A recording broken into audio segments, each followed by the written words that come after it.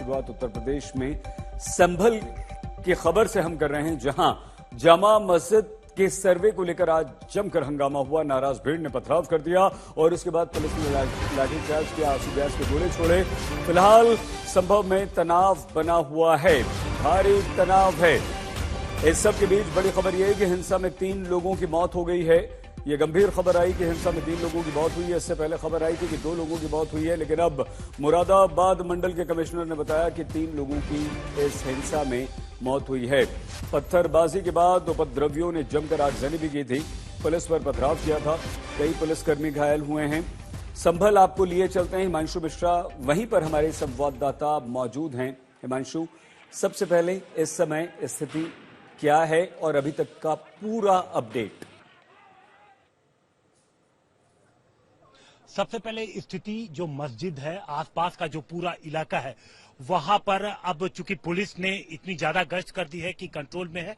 दूसरी तरफ जो लोग वहां पर हैं, लोकल लोग हैं, उनके संपर्क में है।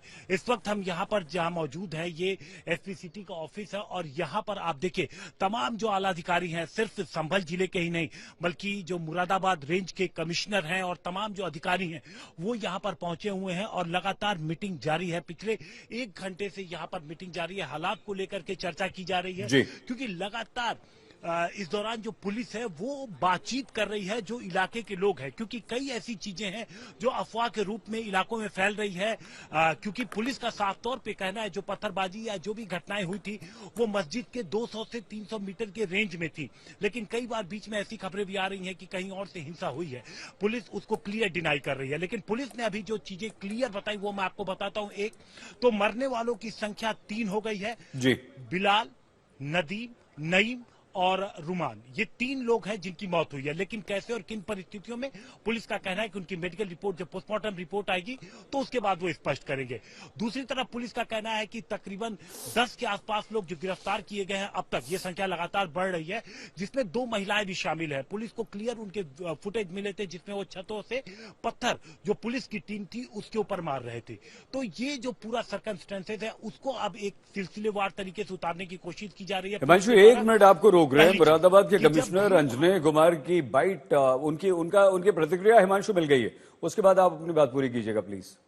पहले तो उनको ये देखने की जरूरत है पथराव करने गए क्यों, एक। दूसरी बात यह है कि किसी ने कोई चीज नहीं देखा, साक्ष्य होंगे तो हमारे पास आएंगे, उन साक्ष्यों के आधार पर हम कार्रवाई करेंगे। मैंने जैसा आपको बताया कि 3 पक्ष आमने सामने थे, उन्होंने एक दूसरे के ऊपर क्या किया, उसमें फायरिंग हुई। अगर फायरिंग में कोई भी चीज ऐसी होती कि पुलिस अपने पैर में गोली नहीं मार लेगी, ये सोचने की बात है। हमारे यहाँ हाथ में आप देखें कि पुलिस के टीयर गैस और जो प्लास्टिक के बुलेट थे जो भगाने के लिए अनुमन्य है, उसी के तहत कार्रवाई की जा रही थी और मीडिया का भी पूरी रिकॉर्डिंग है।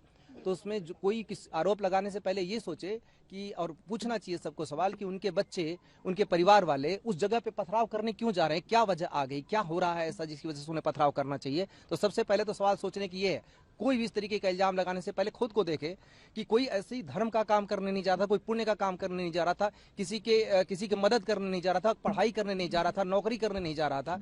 पूरे शहर को इन लोगों ने आग में झोंकने की कोशिश की।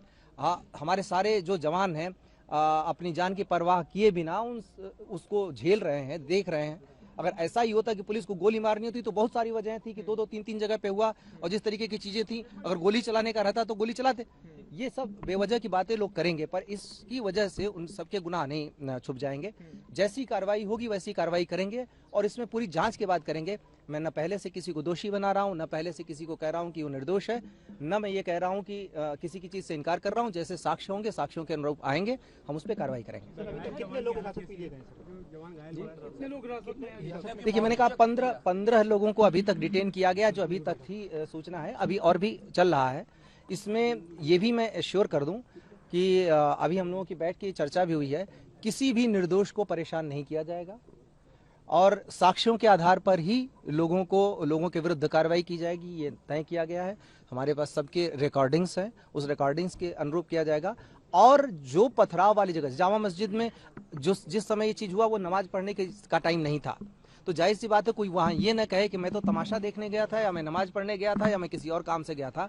जो वहां पे मौजूद है और जो इस तरीके की गतिविधि में इन्वॉल्व है उसके विरुद्ध कार्रवाई होनी तय है। सर, ये क्या प्री प्लानिंग सब कुछ किया गया, इसको मानते हैं आप? प्री प्लानिंग रहा होगा ये सारा सर्वे के बाद ये सब करना? देखिए, प्लानिंग निश्चित रूप से की गई होगी। जो नई उम्र के लड़के हैं, यूथ हैं, बिना अपने भविष्य की परवाह किए वहाँ भागे आ रहे हैं, तो निश्चित रूप से उनको उकसाया तो गया है, उसकी प्लानिंग तो की गई है। क्योंकि वजह आप कोई नहीं खोज पाएंगे, उनसे भी पूछेंगे तो वजह नहीं बता पाएंगे कि मस्जिद को कोई स्ट्रक्चर को नुकसान नहीं पहुंचाया जा रहा था। प्रशासन का कोई दोष नहीं है। हम अदालत के आदेश के अनुरूप जो कार्रवाई हो रही है उसको सिर्फ प्रोटेक्ट करने के लिए वहां आए हैं। उन लोगों ने उस टीम के ऊपर भी पथराव किया। इमाम साहब की उसमें सहमति है और इमाम साहब की सहमति से सारी चीजें हो रही हैं। फिर इसमें क्या वजह हो गई कि किसी को यहाँ जाके विरोध करना पड़े? अभी तो शुरुआती कार्रवाई है, अभी तो ऐसा कुछ है भी नहीं कि कोई फाइनल चीज होने जा रही है। उनको ऐसा नहीं करना चाहिए। देखिए, जुमे की नमाज पर कोई भी चीज ऐसी नहीं हुई। अभी तक ऐसी कोई स्थिति नहीं आई थी। हम उनकी भी पहचान कर रहे हैं जो उकसाने की कोशिश कर रहे हैं और सबके विरुद्ध कार्रवाई की जाएगी। इसमें किसी तरीके की ढिलाई नहीं होगी, चाहे कोई भी हो।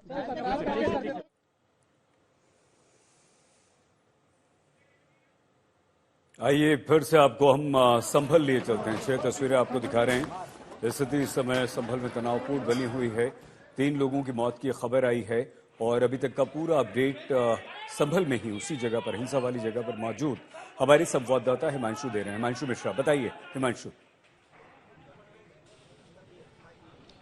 देखिए, पुलिस की टीम इस वक्त 2 तरीके से काम कर रही है। एक तो शहर में हालात कहीं भी खराब ना हो, क्योंकि सुबह जो कुछ हुआ था उसके बाद पुलिस का कहना है कि कहीं और से किसी तरीके की छिटपुट घटना की भी जानकारी नहीं मिली है।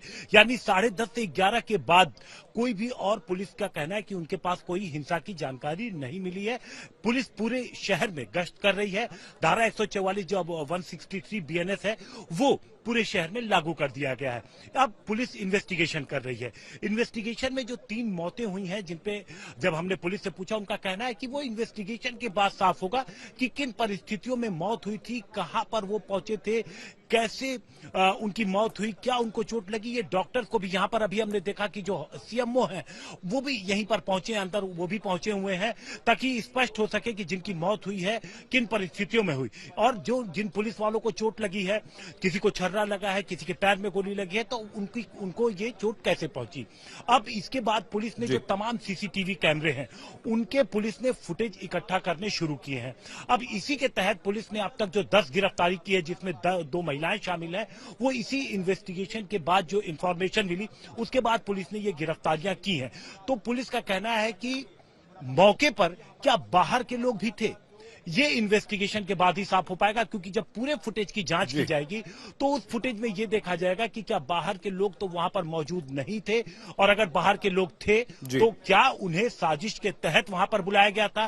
क्योंकि कोर्ट के आदेश पे सर्वे हो रहा है, इमाम की सहमति थी, तो आखिर समस्या किसे थी। बिल्कुल जी।